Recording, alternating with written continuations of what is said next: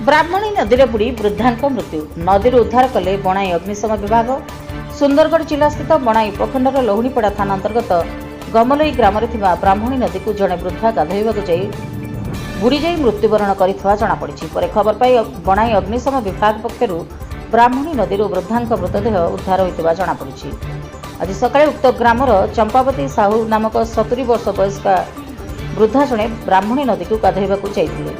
फल गाधोइबा बेलू असावधानता जो गोड़ खसी से पानी में बुड़ी जाई निखोज हो जाते। स्थानीय लोके मध्य ब्राह्मणी नदी में गाधोइबा बेलू देखा पाई जे वृद्धा चंपावती पानी में बुड़ी जाते।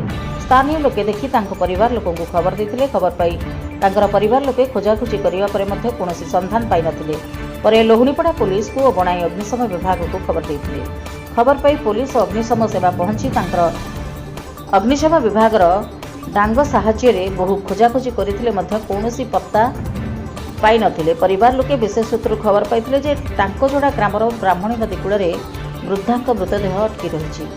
खबर पाई पुलिस और बणाई अग्निशम कर्मचारी माने ब्राह्मणी नदी डांग साहाय्य उद्धार कर 108 एम्बुलेंस सेवा जोगे बणाई उपखंड चिकित्सालय को आनिथिले। बणाई डाक्तरखाना रे लोहुणीपड़ा पुलिस पहुंची सबको जबत कर व्यवच्छेद निमंते पठाइबा सह थाना एक अपमृत्यु मामला रुजु कर घटनार तदंत करुवा जଣାपड़ी।